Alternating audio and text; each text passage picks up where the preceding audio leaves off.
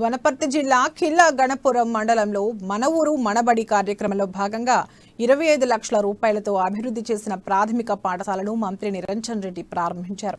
పాఠశాల విద్యార్థులతో కాసేపు సరదాగా గడిపారు. పేద విద్యార్థులకు నాణ్యమైన విద్యను అందించాలనే సంకల్పంతో సీఎం కేసీఆర్ ఈ పథకానికి శ్రీకారం చుట్టారన్నారు. మొదటి దశలో వనపర్తి జిల్లాలో 80 కోట్ల రూపాయలతో సుమారు 183 పాఠశాలలను అభివృద్ధి చేసినట్లు చెప్పారు. ఉపాధ్యాయులు విద్యా బోధన సమయంలో ప్రాథమిక అంశాలపై శ్రద్ధ వహించాలని సూచించారు. రాష్ట్రంలో అన్ని ప్రభుత్వ పాఠశాలల్లో అర్హత కలిగిన ఉపాధ్యాయులచే విద్యా బోధన అందిస్తున్నామన్నారు.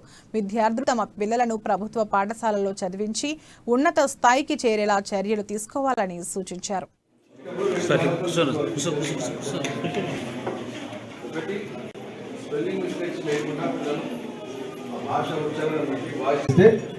అవన్నీ కూడా ప్రారంభానికి సిద్ధంగా ఉన్నాయి. దశల వారీగా వాటి అన్నింటినీ కూడా ప్రారంభం చేసుకుంటూ వెళ్ళిపోతాం.